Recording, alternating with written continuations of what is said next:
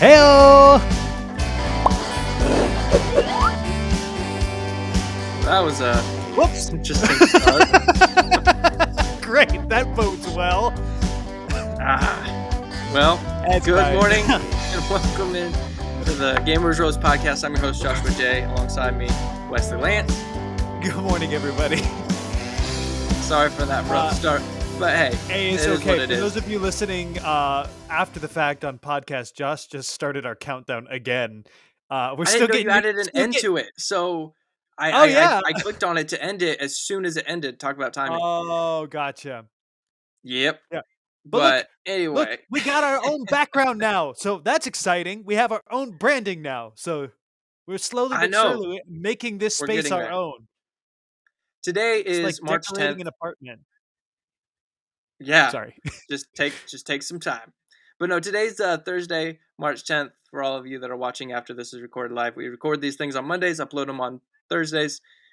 Thank you to all those who are watching, Aaron and Josh. It's really cool to have you guys in the chat. But we have a lot of stuff coming up. And first, we're going to do our normal thing. We're going to taste some coffee, which you have the bag today, don't you, Wes? Oh, crud. I'm an idiot and I left it. Oh, my word. 2 weeks in Go a row. grab it. Yes, I'll be right back. But we're gonna taste the coffee like we always do. Do our coffee of the week.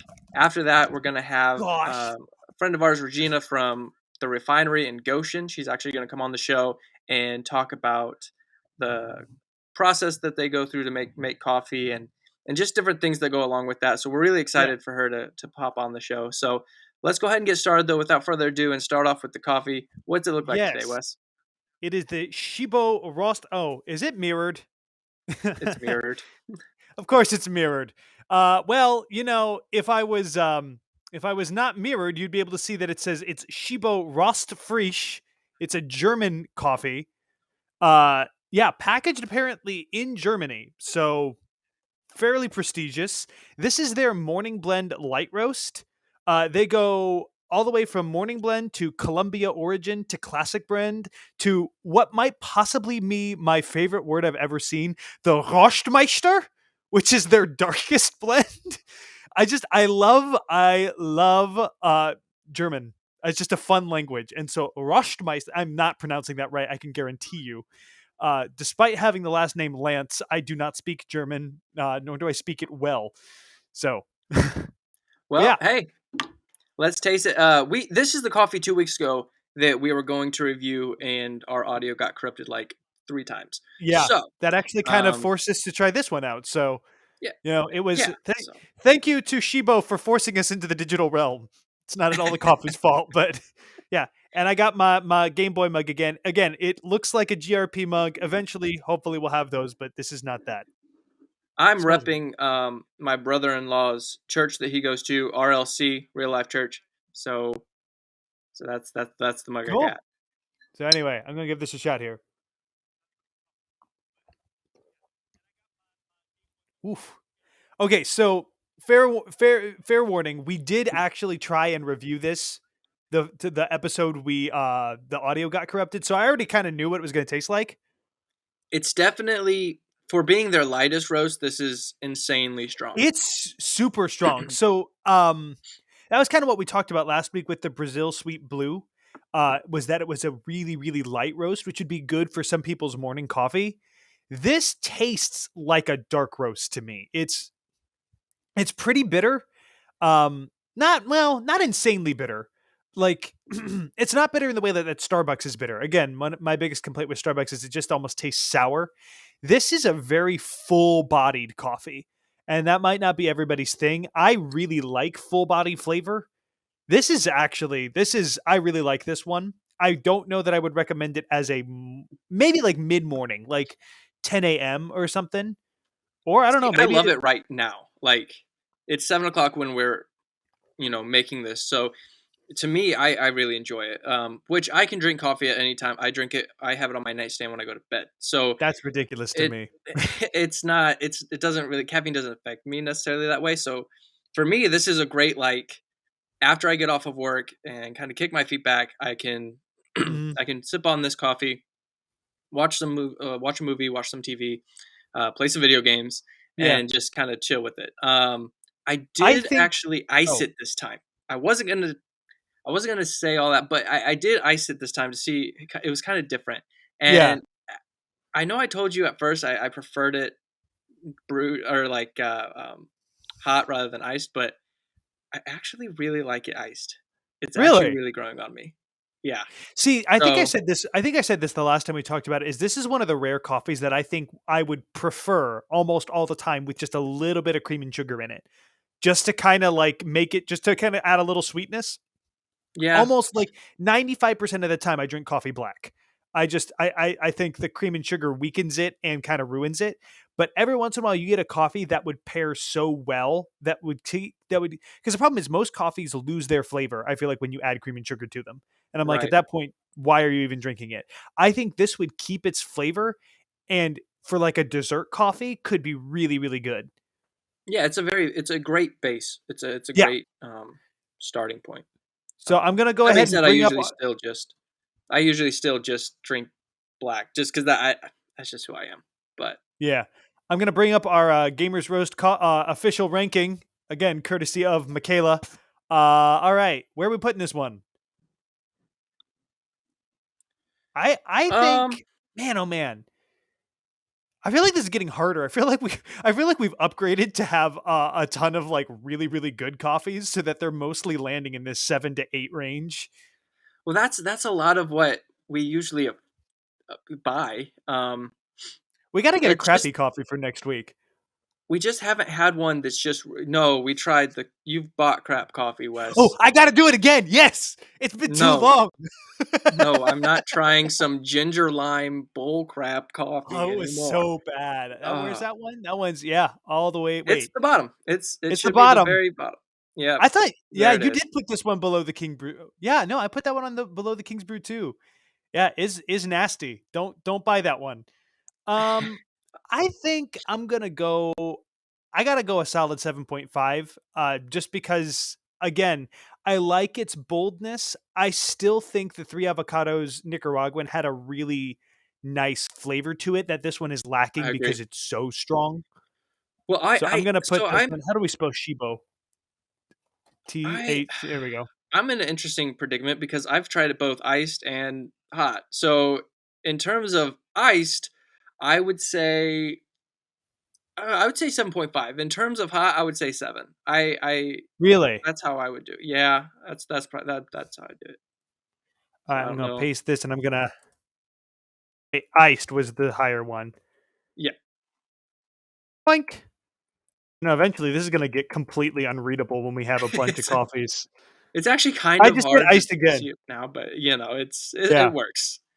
So, all Perfect. right, that is our official rating of the Shibo Morning Blend. How do I stop sharing my screen? There we go. I got you. So Thanks. yeah, that Appreciate it. um but yeah, so that's the coffee of the week. Um Next, we're going to introduce a guest of ours. Her name's Regina. She's the owner of the refinery in Goshen, Indiana, and we're excited to have her on. Yeah. Hey, Regina. How you doing, Thanks, Regina? guys. Nice to be Good to invited have to you. be on your podcast. Thanks for Yeah. joining us. I appreciate it. Like we Yes. said, Regina was gracious enough to provide us our coffee last week, the Brazil Sweet Blue blend. Hmm. Yeah, when we were talking, I when I walked in there and I mentioned that I had a podcast, I realized, oh wow, I'm talking to somebody really really passionate about coffee. She's just I know we were talking, and all of a sudden you like pointed to your tasting chart and you talked about the whole. I was like, because Michaela was the one that told me to tell you about the podcast. She's like, you got to mention that you have a podcast. I was like, okay, whatever. And we just started talking, and I was like, I think we got to talk. I think we got to talk to her. Like, we've never had somebody who has that intimate of a knowledge of the process on the show. And I just thought it Aw. would be a really cool opportunity to get to talk to you. So, Yes, definitely. It's been really fun listening to you guys talk about your comments right now on your coffee. Because good is relative to whoever's tasting it, and right. a good coffee to you might be completely different to someone else's palate, depending on what you're looking for in a good cup of coffee. So, Yeah. I yeah. think one of the things about particularly the one we tried today is European coffee is like an entirely different Hmm. world from American coffee. I remember Yep. Michaela and I once visited Greece, and I got to try Turkish coffee for the first time. Oh. And like, okay, so funny little story. She didn't know that the way to brew Turkish coffee, the grounds stay in the bottom of the cup. So I learned that, and I was like, okay. So I had left about a half inch in the bottom of the cup, and I'd gotten up, and she's like, "Oh, I want to try this." And so without me telling her, she just took a swig and got just wet sand in her mouth. She's like, "You didn't Oh tell me my the goodness. grounds were in the cup." I was like, "I'm sorry." What you get for trying to steal my coffee. Yes, there you go. Okay, so I want to So start off with a pretty simple question. What's your yeah. favorite coffee that you've ever had? Wow. That's a huge decision. I have a lot of favorites. I would say one of mine is definitely Kona coffee from the Big Island of Hawaii. It's an exquisite coffee. It's a little bit high end. It's one of those top shelf coffees at our shop. Right now, we retail it for about $50 a pound, and it's one of those full bodied cups that just kind of melts off your palate. Doesn't have a lot of aftertaste, but it's so smooth, and it's exquisite because it's grown in this volcanic soil, and it's the perfect altitude. And so that's probably one of my number one selections Wow. that I would choose. Yeah.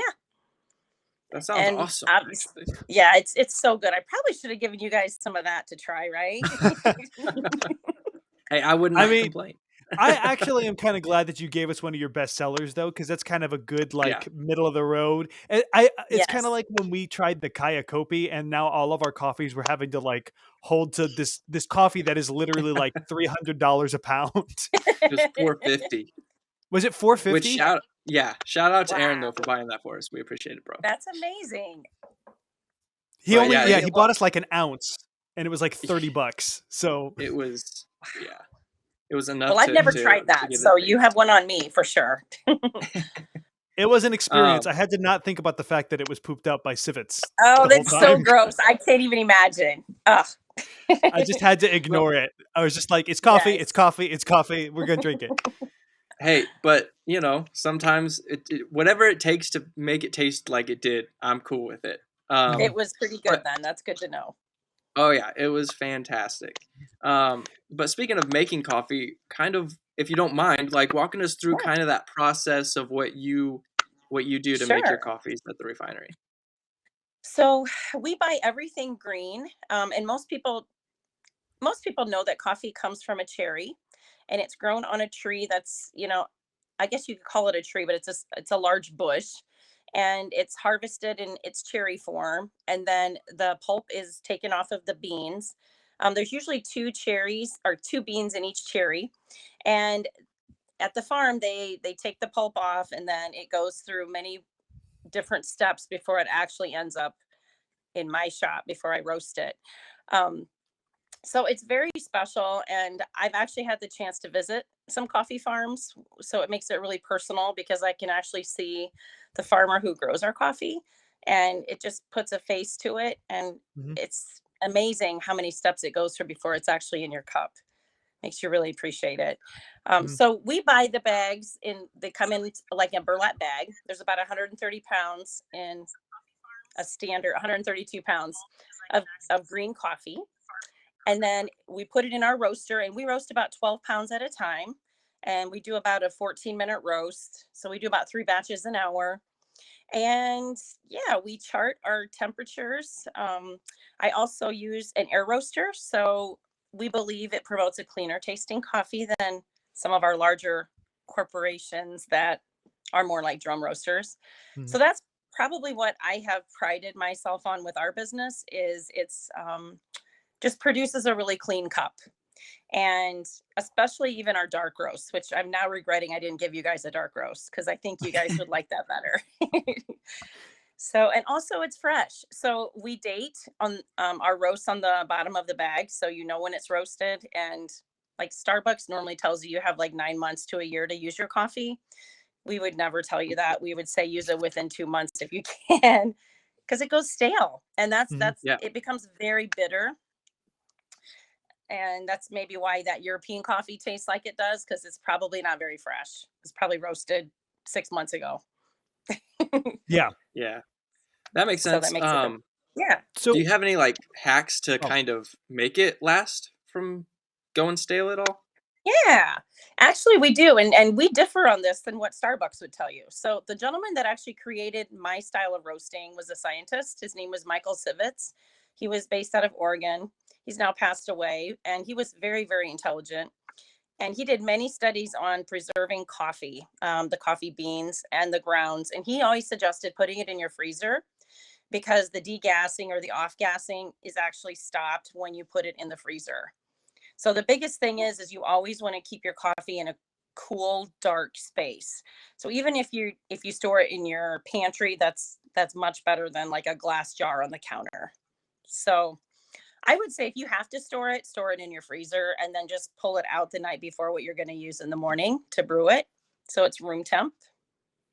so you should have it at room temp when you grind it. You don't just grind it straight from Yes. frozen?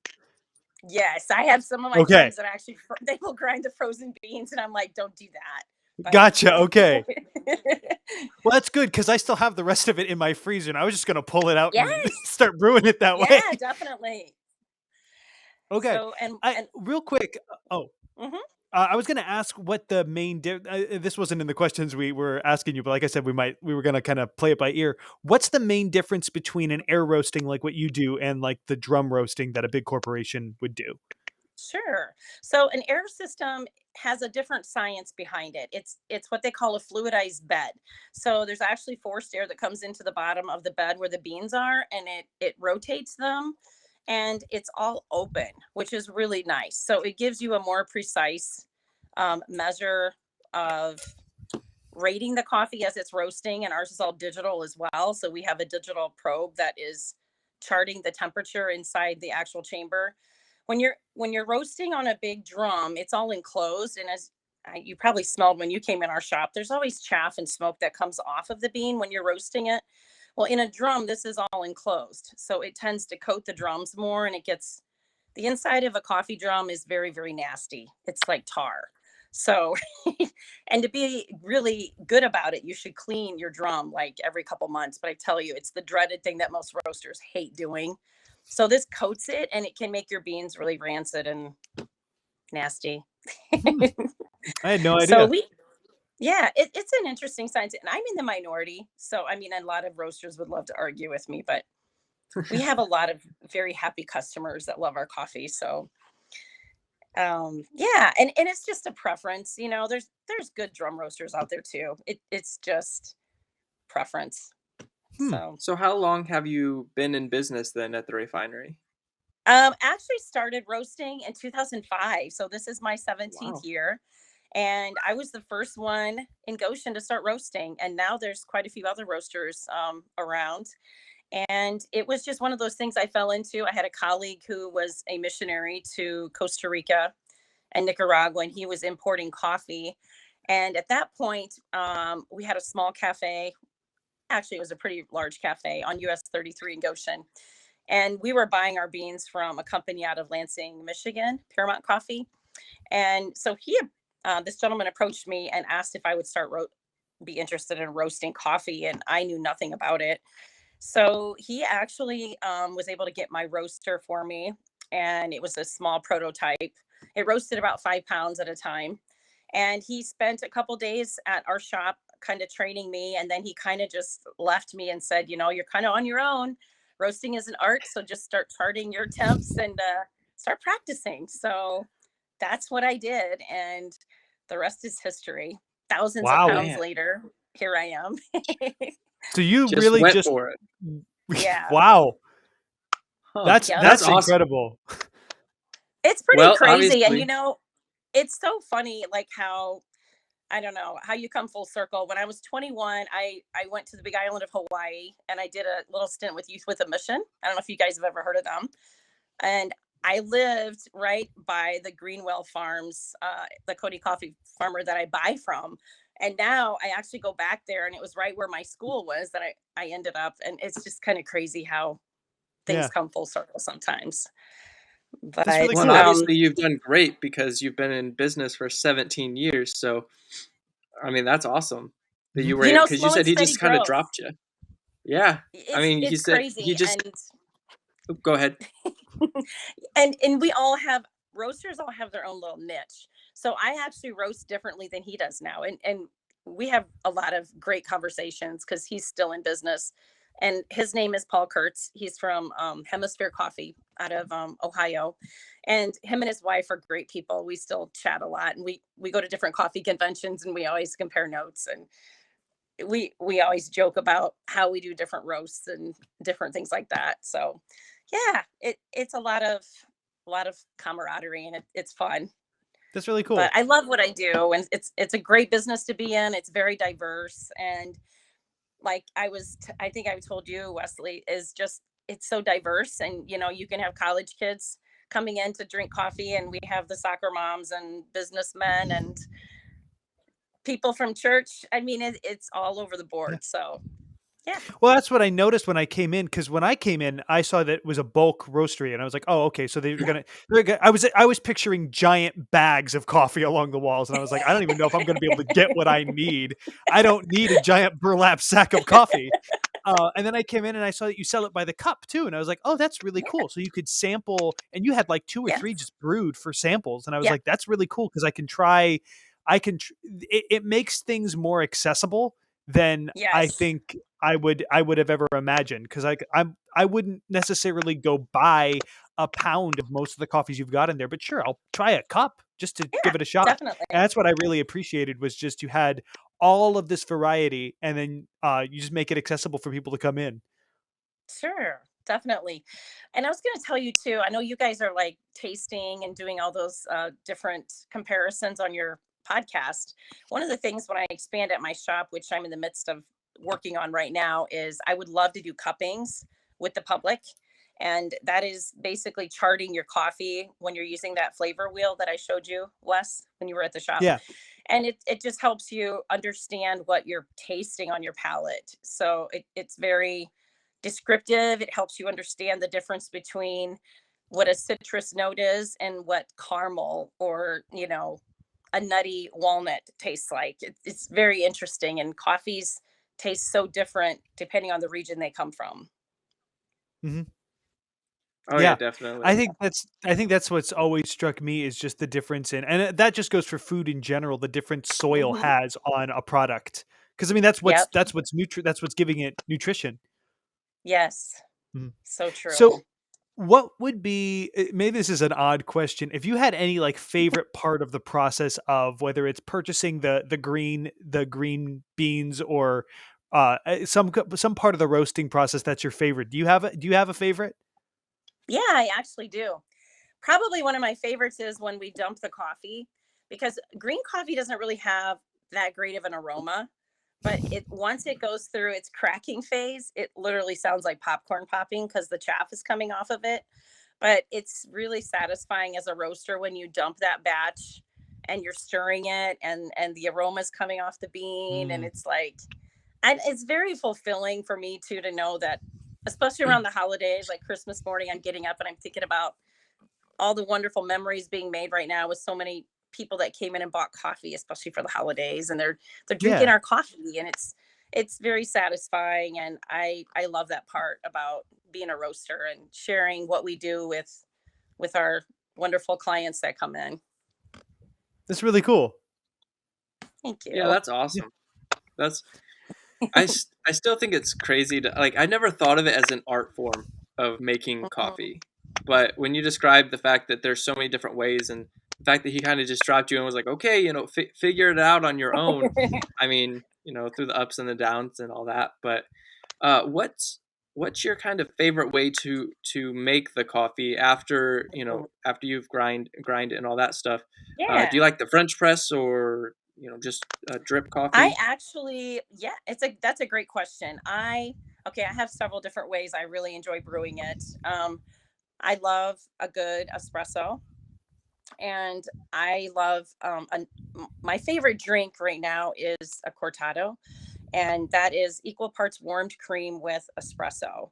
And it's a wonderful drink in the morning. It's very robust with not as much milk as a latte.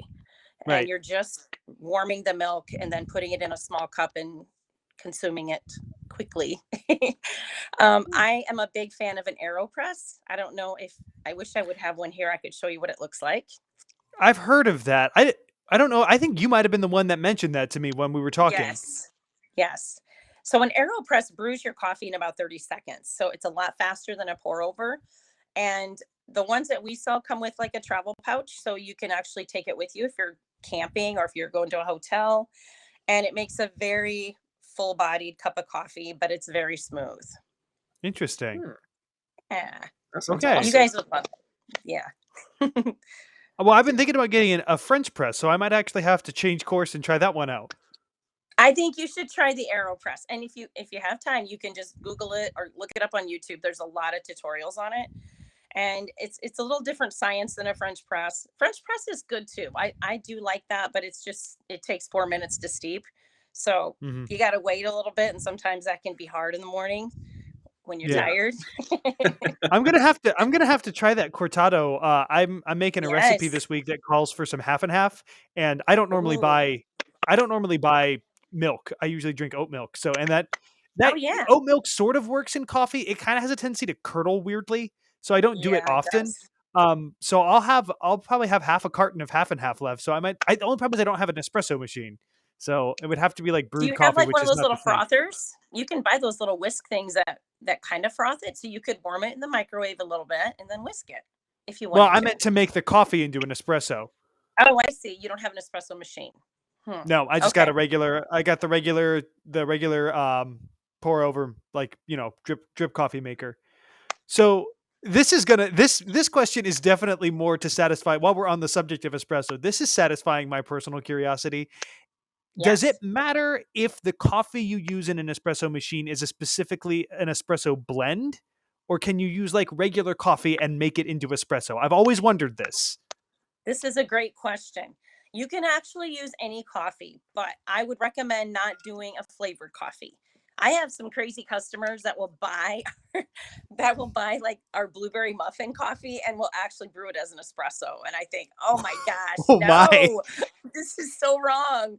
So most roasters will have their own espresso blend. And so to make a really good espresso blend, you want to use several different beans. And we have about 4 different beans that go in our blends. They're all different, but they each have their own component that's very important. And so what makes a good espresso is also having good crema, which is that really beautiful caramel colored topping to your shot Right. if you brewed it correctly. And you also don't want it to just be this dark, smoky, bitter liquid that our competitors use a lot of times. And you don't want to just you don't No want to use shade, just right? yeah. So I'm very happy with our Italian espresso. We have a lot of local cafes that use that blend and it's very popular. And Hmm. we also have a blonde one that's all light roasted, which has a lot of caffeine. So the lighter the roast, the more caffeine. It's opposite of what most people think. And we have another one called Soul Blend, which is a little bit darker, very rich. It has an Ethiopian base to it. It's really good. Hmm. But you can use any bean in it. It's your preference, but there's definitely some that are going to do better than others. And I tend to go for something that's more of a medium dark in an espresso because I don't like it to be just all bitter. So Right. I don't know. And the true test of an espresso is if you've brewed it correctly and you drink it straight, it should stay on your palate for 2 hours. Wow. Yeah, if you've actually brewed it like a shot of espresso. And there's also a little bit of an art when you taste it. When you put it in your mouth, you want to put it towards the back of your tongue and you want to breathe out of your nose. And that's kind of that neonasal, it's what we call tasting, where it's actually getting up into your nose more because so much of your taste is in your smell. Right. So it allows you to really smell it too. So yeah. That's actually that I didn't know that there was the word for it, that neonasal. That's actually Mhm. how I determine whether or not I like a coffee or not. Because like when it Yeah. first goes on your tongue, it's just like hot, bitter liquid, but then it's that breathing out that you're like, that's where the subtlety of the flavor comes from.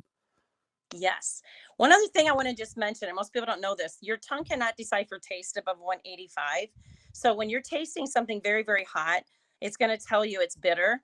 So the best way to taste your coffee is when it's about 130, which is almost lukewarm.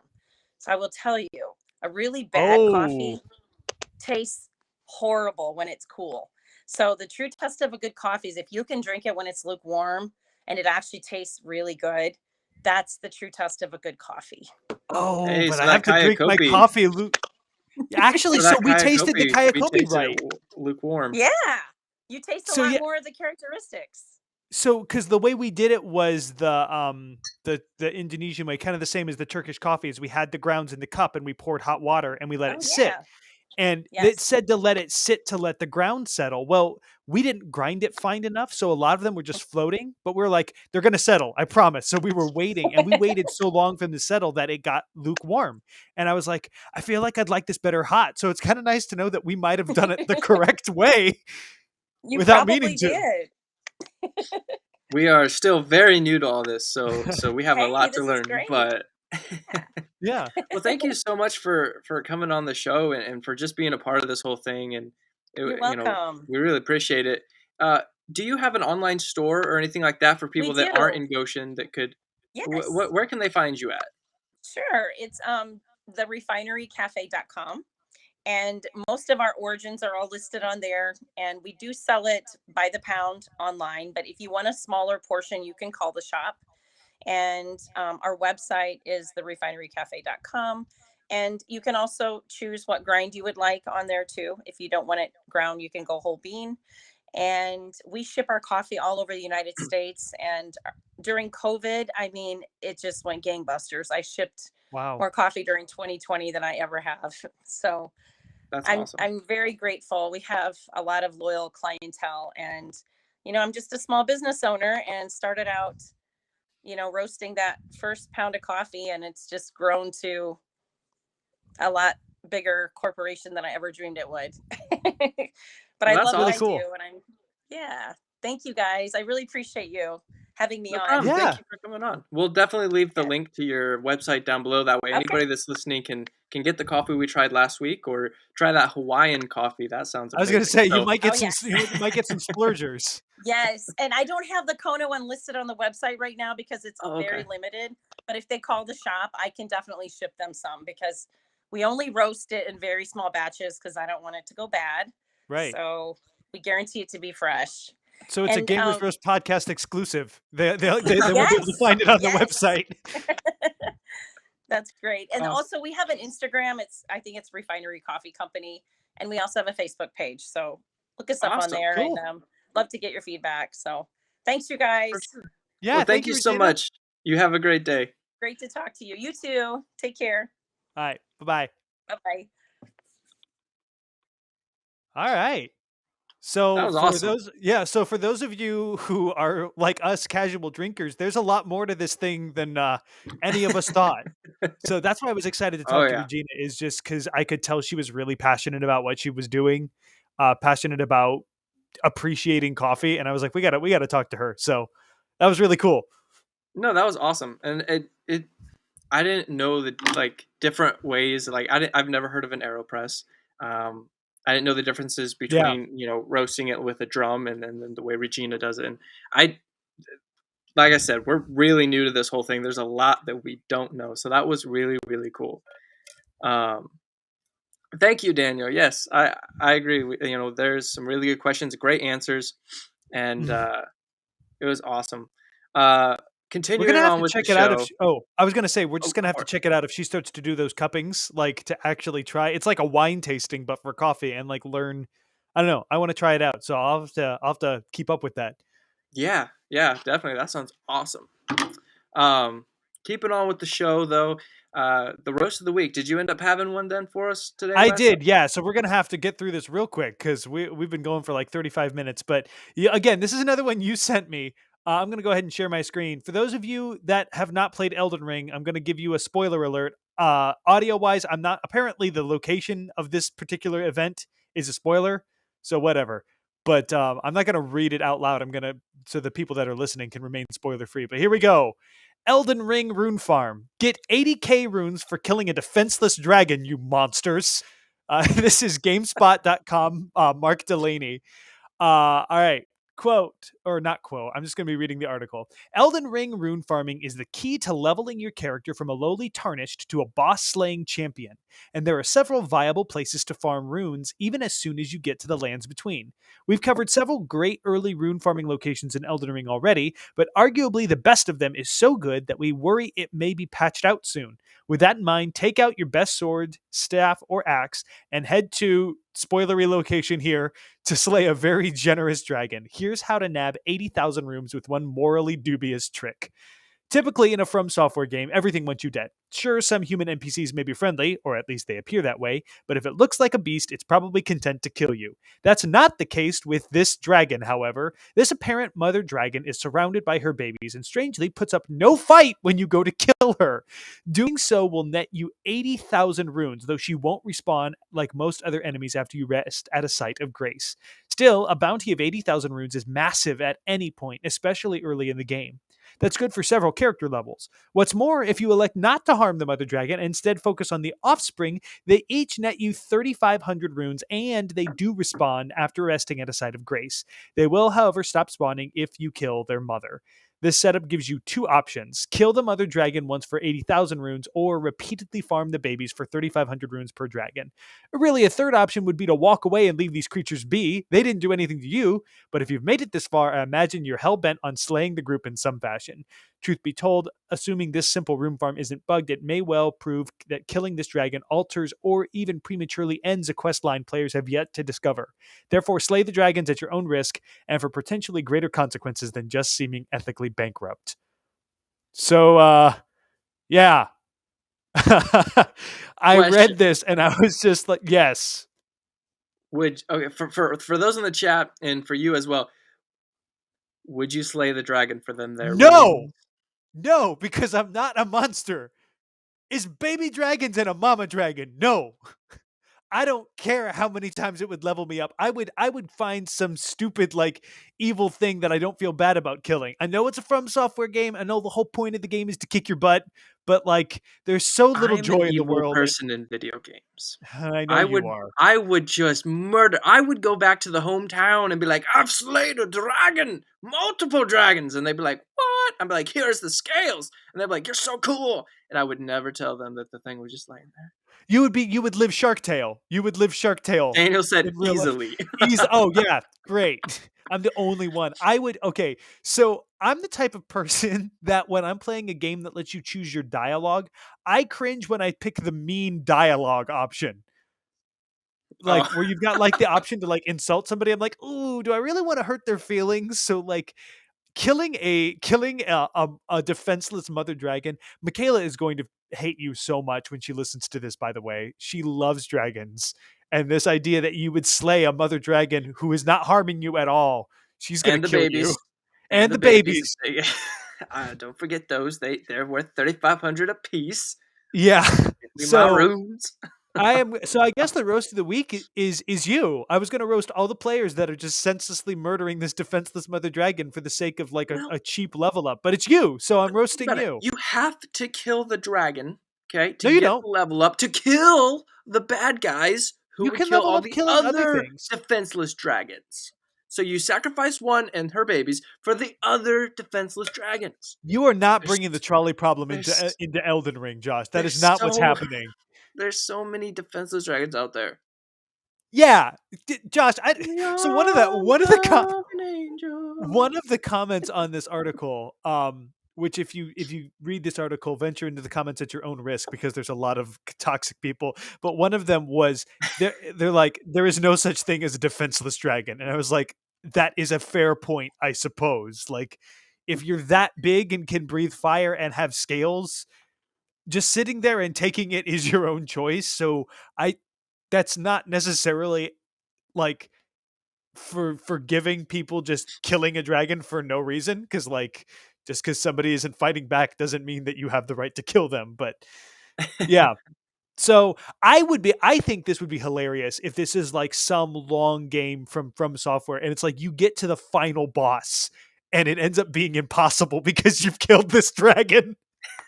Oh, Like, that. that would be Oh the my most god. Dark Soul okay, that would be the most Dark Souls move, though, wouldn't it? You know how many people would just break like their system, like not just be Oh, like yeah, no, they'd pick their system up and throw it and through throw it their out the TV. window, yeah. Because say you spend 100 hours in this game, finally get to the final boss, you go to fight him, you defeat him, but then it's like you killed The a defenseless dragon's dragon, you ghost you comes lose. back, yeah. It's like you've lost. Like ah That would be the most Dark Souls move, I think. Well, no, the whole point of Dark Souls is, like, tough but fair, and I suppose that'd be a little unfair. It'd be hilarious, though, mostly because it would not be happening to me. yeah, I'm sure there's something that happens to you for There's got making that choice, but unless it's bugged, there is no way they're gonna give you that big of a boon for no consequence. Like, yeah, unless it's a bug. That's the only they thing I can know think of. they know people aren't inherently evil on these games, especially these games. Like Well, I was gonna say, says the guy who in Outer Worlds, you just shot one of the main NPCs because you could they said and you could lost like kill half the game. anybody. They were like, you could kill anybody. No one's off the table. I'm like, oh, really? And this guy's like, I have all these quests for you. Ha ha ha. I'm on the leader of the board thing. And I'm like, I don't want to be the leader of the board. He's like, well, I'm the leader of the board. I'm like, oh, right. Hey, I got to get something behind you real quick. And he's like, what? And I walk behind him. Boom. And then I saw like 20 quests just go gray. And I was like, "Ay." Yeah. And then that whole like space station got mad. So I had to kill all of them. Oh, what an inconvenience. Yeah. And then I'm gonna have to. my partner that was with me on the ship, we were flying. She was like, I just really want a drink. And I was like, okay. And she's like, but a special drink. And I'm like, okay. And she's like, it's from the bar at that space station. I was like, well, let's try. So we go back. The guards are dead. No guards. I killed them. They're still dead. They don't respawn like they do in other games, which is nice. So we go ahead, we walk into the bar, and I'm like, okay. The guy behind the bar goes, you. And I'm like, me? And he just pulls out a shotgun, and I'm like, dang it. Boom. So I wipe the bar out, and I'm like, I'm sorry, kid. And we go back to the ship, and she's like, it's fine. I guess I was just, what was it like? Something like I just overhyped the moment or something like that. Or, I don't always get the things I want. That's okay. Like she was just really depressed. And I was like, I could have just stolen the drinks, but they didn't give me that option. I had Also, to buy it from I the bar like guy and he didn't want me to. I like how that's just like her initial reaction to you straight up murdering this bartender was, oh, guess I'm not gonna get the drink I wanted. Like, not this dude I'm with has massacred this entire space station, and clearly they remember him because they all wanted to kill him when we came back. Yeah. But, she was loyal to the end, right? Daniel had to restart the game to be able to continue because he killed non-zombie NPCs for fun. Way to go Oh, on VR Walking Dead. on VR Walking Dead. So yeah, there's definitely, You're there's all some bad terrible things that people. happen. I mean, that's So the whole if point of video games is to let you, I guess, live out your darkest fantasies of no, being a it's mass not. It's not. murderer. I don't want to have. I don't have a dark fantasy of doing that. I'm just a good person in real life, so I want to see what it's like to be the bad guy. You know, This is literally the premise of Dr. Jekyll and Mr. Hyde. You know this, right? I'm a bad guy, but I'm not a bad guy. Bad guy. Just because you are a bad guy does not mean you are a bad guy.